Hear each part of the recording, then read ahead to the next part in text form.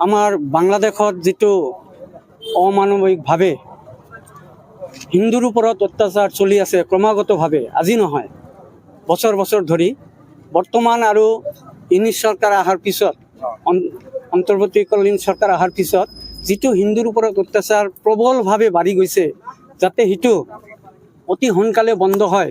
সেইকাৰণে অসম চৰকাৰ, ভাৰত চৰকাৰৰ ওচৰত আমি অনুৰোধ জনাইছোঁ যাতে তেওঁলোকক আন্তঃৰাষ্ট্ৰীয়ভাৱে হেঁচা প্ৰয়োগ কৰি আমাৰ হিন্দুৰ ওপৰত অত্যাচাৰ যাতে কম হয়, সেইটো ব্যৱস্থা অনতিপলমে কৰিব লাগে।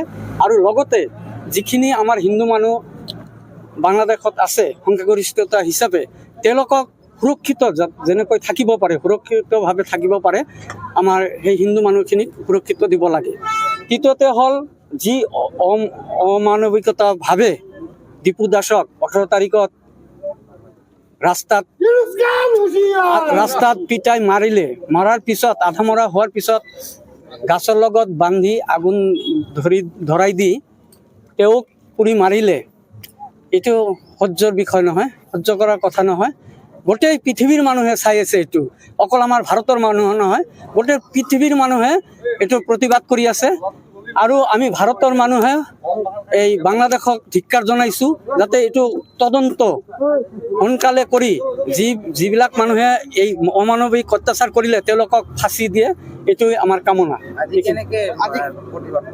আজি আমি প্ৰতিবাদ কৰিলোঁ আমাৰ বেংগলী পৰিষদৰ লেংচিচিং আঞ্চলিকৰ পৰা এটা এই দীপু দাসক যেটো হত্যা কৰিলে তাৰ বিৰুদ্ধে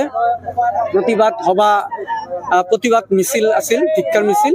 আৰু ধিক্কাৰ মিছিল হিচাপে আমি ইউনিছ খানৰ প্ৰতিমূৰ্তি দাহন কৰিলোঁ আৰু আমি ধিক্কাৰ জনালোঁ বাংলাদেশৰ উগ্ৰপন্থী মৌলবাদীসকলক আমি ধিক্কাৰ জনালোঁ।